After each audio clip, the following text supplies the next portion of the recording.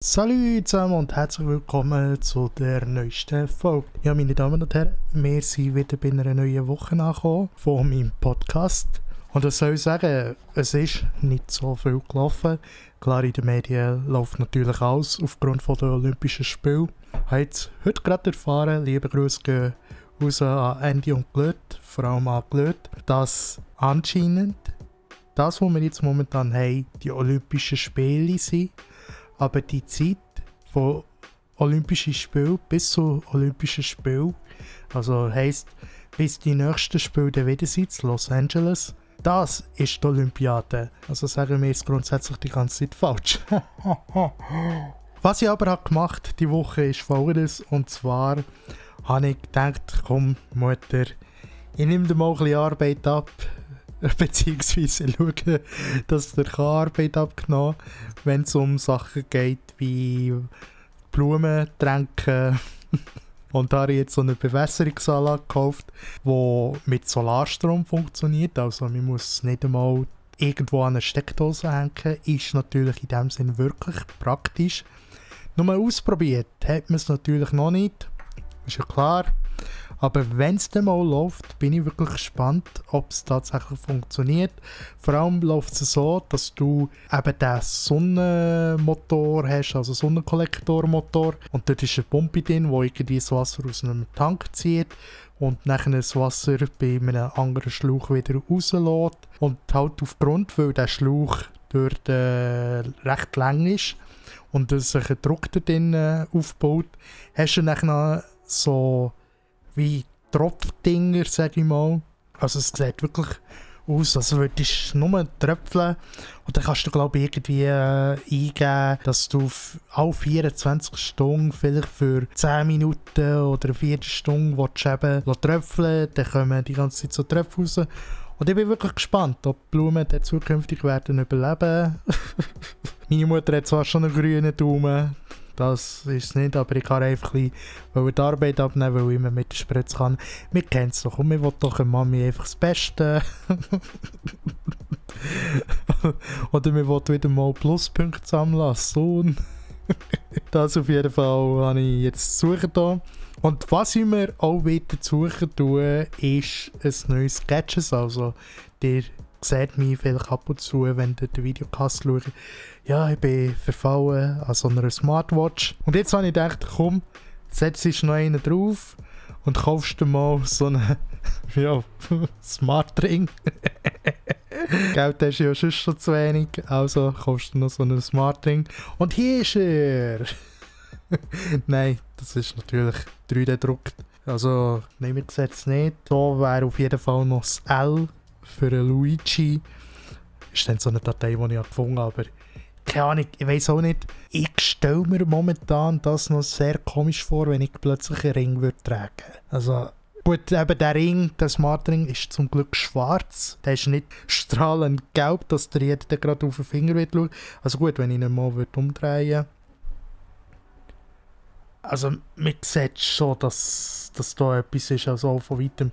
Aber wenn es jetzt zum Beispiel nur so da wäre, würde ich sagen, ja, wäre es noch aushaltbar. Worüber ich aber nachher ein bisschen mehr Angst habe, ist zum Beispiel hier, bei dem kann ich auch an Mittelfinger, ich tue ihn jetzt nicht ganz runter, mein Finger ist ja recht krumm, aber wenn ich ihn in dem Sinne hier beim Mittelfinger anmache, seht ihr, bringe ich ihn schon fast nicht mehr ab. Das Gute ist natürlich da, das ist nur PLA, heisst Kunststoff kann natürlich je nachdem gut aufgeschnitten werden, tut vielleicht weh, vielleicht ist der Finger dann auch ab, aber ich werde ihn nachher wieder los. Nebst meinem Finger. Einfach mal so, dass man hat gesagt, ja, es wäre in dem Sinn möglich, dass man da nachher, ja, so einen Ring könnte wieder loswerden. Keine Ahnung, was ich gerade reden wollte. Auf jeden Fall kommt dann so ein Smart Ring. Und das Ding ist, der Ring sollte in dem Sinn mein Wohlbefinden am Ende des Tages zeigen. Und ich habe mir nur so überlegt, gut, je nachdem, was ich dann im Fernsehen schaue, also wenn ich zum Beispiel die Olympischen Spiele schaue, dann wird mein Wohlbefinden wohl auch nicht so gut sein. Je nachdem, wenn ich Sport ins Bett gehe, was sehr oft leider vorkommt, weil ich weiss nicht, wie es bei dir draussen ist. Schreib mir sehr, sehr gerne mal eine Nachricht oder als Kommentar, aber ich weiss nicht, wie es bei dir draussen ist. Je nachdem denke ich auch so, oh, da eine Serie. Okay, schau ich eine Folge, schau noch eine Folge. Okay, gut, jetzt ist fertig. Jetzt, Sam, hör mal auf. Okay, gut. Geh nachher dann raus ins Menü und sehe plötzlich, oh, stimmt, diese Serie hat ich auch noch. Die könnt ihr auch noch schauen. Und schauen diese Serie. Und noch eine Folge. Und noch eine Folge. Geh wieder raus. Dann denke ich mir irgendwie, oh, heute hat mir doch noch jemand geschrieben. Gut, dann schaue ich zuerst mal, was die Person geschrieben hat. Dann schaue ich vielleicht noch Nachrichten. Und plötzlich, wenn du irgendwie hast vorgehen, um 11 Uhr ins Bett zu gehen, ist schon 12:30 oder 1. Ja, und am nächsten Tag bist du so richtig auf der Schnurren. Ich kann es nicht anders sagen, als so wie es ist. Du bist zuletzt wirklich auf der Schnurren. Ich weiß nicht, wie es bei dir ist. Also, in Deutschland gibt es ja einen Anbieter, wo du aufgrund, glaub, von einer DNA-Probe Haar, glaub, einschicken. Ich weiß gar nicht mehr, ob Haar oder Speichel, ob noch so ein Wattestäbchen dabei ist, wo der Speichel aufnehmen. Ich weiß gar nicht mehr, was genommen wird. Aber auf jeden Fall hilft dir nachher zuletzt so einen Test, den die machen, herauszufinden, wenn das in dem Sinn die beste Zeit für dich ist, für zu schlafen, sowie auch am Morgen aufzustehen. Weil was viele nicht beachten ist, es ist okay, wenn du in dem Sinn früh gehst schlafen. Die Frage ist aber auch, stehst du in dem Sinn am Morgen richtig oder frühzeitig auf? Wenn du natürlich nicht genug Schlaf hast oder viel zu viel Schlaf hast, kann sich das natürlich schon wieder negativ auswirken. Deswegen haben wir sicher auch, ab und zu kennt ihr sicher auch, dass wenn man früher geht schlafen und spät in dem Sinn nachher aufwacht, dass man nachher recht müde ist oder dass man spät ins Bett geht und länger schläft, dass man nachher in dem Sinn müde ist. Und das ist sehr oft natürlich zu beobachten. Jetzt muss ich da schnell ein bisschen auer machen. So, plötzlich sieht er die ganze Magie weg. Sam hat einen Greenscreen. Ja, das ist nicht echt. Ich meine, stellt euch mal vor, ich könnte mir so etwas leisten, so eine Wange. Schön wär's. Vor allem noch ohne Schatten. Nicht Schatten. Schaut schon mal meine Haare. Nein. Aber es ist sicher auf jeden Fall wichtig und richtig, wenn du einen gewissen Schlafrhythmus hast, den ich überhaupt noch gar nicht habe. Also schon als Kind bin ich immer so gesehen, dass meine Mutter je nachdem aber nicht mehr hat müssen pennen. Dann ist sie je nachdem aber eingepennt. Oder sie hat einfach auf Krampf gewartet, bis ich einschlafe. Das hat dann irgendwie auch ein bisschen dazu geführt, dass ich heutzutage nicht mehr auf dem Rücken schlafe. Weil ich habe nachher mehr so auf die Seite gedreht und dann habe ich so langsam die Augen aufgetan, um zu schauen, schlaft die Mami nebendran, ihre Augen so, hat der da gemacht. Schlaf! Jetzt sofort ein! Und dann habe ich gewusst, gut, morgen wird es wieder eine Diskussion geben. Ja, ich bin wirklich schlimm gewesen. Also ich bin wirklich schlimm gewesen. Meine Mutter würde jetzt wieder sagen, hey, komm, bist du wieder ein Historiker, der alte Geschehnisse geht ausgraben, genau. Ja, das bin ich wirklich ab und zu. Es gibt Sachen, die lohne ich begraben, die habe ich auch vergessen. Aber es gibt andere Sachen, die hole ich ab und zu wieder raus. Wie zum Beispiel mein heutiger Sponsor. Das wäre mein Sponsor. Eben, kennen. Also wenn du gerne mal mein Werk oder mein Tun sponsern willst, melde dich gerne. Ich kann gerne darüber reden. Nein, so weit bin ich noch nicht. Nein, aber ich bin wirklich schlimm gewesen, wegen dem Schlafen. Ich bin wirklich schlimm gewesen. Das habe ich auch irgendwie ein bisschen mitgezogen. Auch während der Lehre bin ich da sehr schlimm gewesen. Ich bin auch sehr schlimm gewesen in Form von, dass mich sehr viele Sachen abgelenkt haben. Das habe ich auch schon thematisiert bei mir im Podcast. Aber eben beim Schlafen. Beim Schlafen bin ich richtig schlimm gewesen. Auch schon in Form von, dass mir einfach hunderte Gedanken sind durch den Kopf geschossen. Irgendwie, ich weiss nicht, wie viele Gedanken sind mir da durch den Kopf geschossen. Für nichts und wieder nichts. Also, ich habe irgendwie gedacht, okay, komm, jetzt muss ich schlafen. Nein, hat nicht geklappt. Jetzt schlafen. Nein, hat wieder nicht geklappt. Aber ich weiß auch nicht. Ich glaube, das ist wirklich schon genmässig bei mir von Anfang an dabei gewesen. Aber während der Schulzeit habe ich schon gedacht, was könnte morgen in der Schule passieren. Oder morgen mit dem Kollegen dies und jenes spielen. Oh, ich muss noch Spielzeug mitnehmen. Oh, was gibt es morgen zu essen? Echt zum Mittag? Das sind so die Gedanken, die mich als ganz, ganz junger Bub so gestresst. Ich kann wohl sagen, wieder mal ein kleiner Bub, aber eben, wie ihr wisst, bin ich immer noch klein. Auf jeden Fall, so die Gedanken, die kennen sicher auch, dass ihr einfach zu oben so im Bett liegt, irgendwie ein Gedanke nach dem anderen kommen. Inzwischen habe ich zwar auch ein bisschen so eine Methode herausgefunden für mich, wo ich muss sagen, ich glaube, damit könnte ich schon ein bisschen besser einschlafen. Klar, ich habe auch probiert, ab und zu zu lesen, aber eine andere Methode ist in dem Sinn, dass ich mich so krass auf etwas fokussiere, einfach die Augen zu haben und fokussiere und irgendwie probiere, das vor meinen Augen zu sehen und dann hoffe, dass ich genau so etwas auch träumen würde, über dieses und jenes. Julie Warner zum Beispiel. Träume ich immer gerne. Auf jeden Fall eine sehr hübsche Schauspielerin.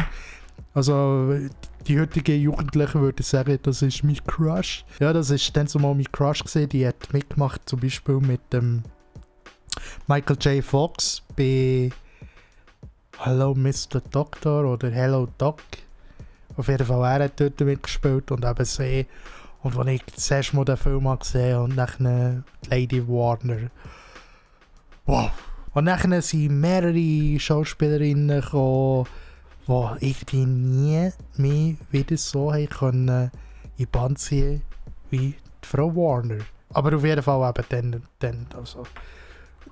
Ja.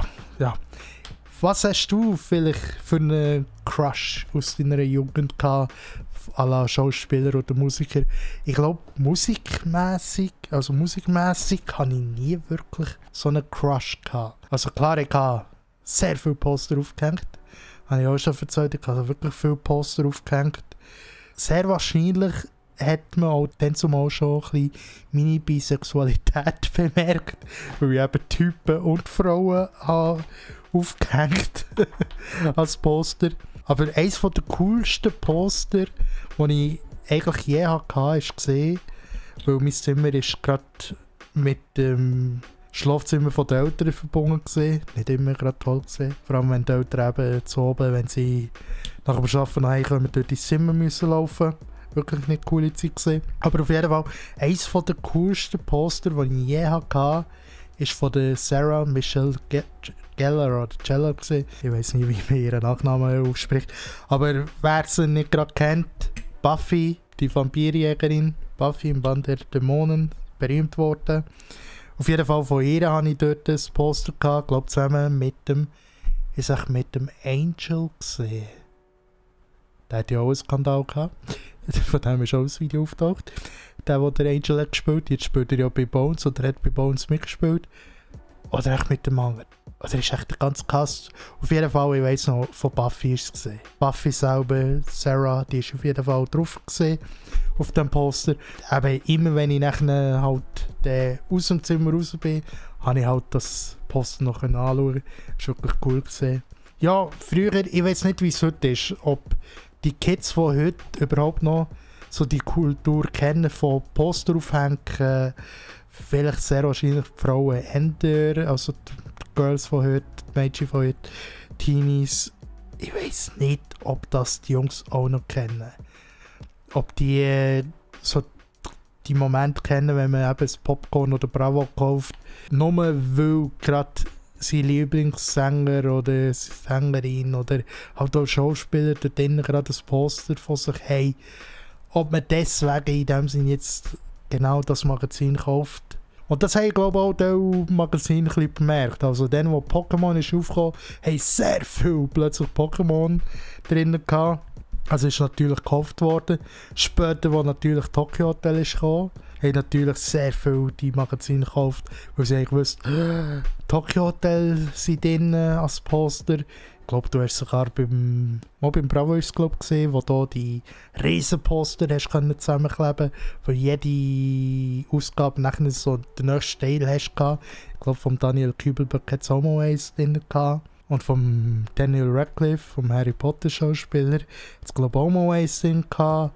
Britney Spears, eben jenste Leute hat es in dem Sinne drin gehabt. Und zuletzt, ich weiß nicht, ob sogar lebensgross. Aber ja, das Magazin ist einmal pro Monat gekommen. Also jeden Monat hast du in dem Sinne müssen das Magazin kaufen, für das irgendwann vielleicht dein Idol oder die Crush lebensgross hast gehabt. Wow! Haha! Das ist noch Musik gesehen, du. Das ist noch Musik gesehen. Ja. Nein, das war eine Zeit gesehen, wo ich irgendwie gerne wieder mal möchte erleben. So die Teenie, Kiddie-Zeit. Die möchte man irgendwie wirklich noch mal erleben. Aber nicht in der heutigen Zeit. Eben, ich habe es ja auch schon öfters angesprochen, dass ich in der heutigen Zeit nicht das Kind auf die Welt stellen würde. Wer es macht, bist glücklich. Ich gratuliere dir. Aber ich könnte nicht in 30 oder 40 Jahren von diesem Planeten gehen und sagen, Mist, ich hinterlasse jetzt eine Person aus meinem eigenen Fleisch und Blut auf einer Welt, die so krass abgeht. Weil ich weiss auch nicht, ob sich vielleicht irgendwann wieder mal ein bisschen regeneriert, unsere Welt. Aber ich habe das Gefühl, wenn man Social Media anschaut, da läuft sehr viel falsch. Schon sehr viele falsche Leute haben in meinen Augen auch gemacht. Klar würde jetzt vielleicht andere sagen, nein, das ist nicht so, weil die Person würde sie natürlich verteidigen. Aber wenn man schon mal schaut, was ein Elon Musk in dem Sinn auf Twitter kann bewirken oder momentan Trump kann bewirken oder auch viele Politiker in der Schweiz oder in Deutschland können bewirken von der einen oder anderen Partei, dann ist das in meinen Augen einfach gefährlich. Also, ich weiß nicht, wie es dir sieht, aber in meinen Augen ist das wirklich gefährlich. Ja, aber ja, vielleicht ändert sich, wie gesagt, irgendwann wieder mal und wir haben uns irgendwann wieder mal an den Hängen und können Kumbaya oder so singen. Aber auf jeden Fall hoffe ich wirklich, dass die Welt irgendwann wieder schöner ist. Und wir irgendwann gleich wieder mal so eine schöne Zeit können haben. Oder das Gefühl von Zusammenhalt und Zusammensein wie früher in den Kindertagen. Weil ich glaube, das fehlt uns oft.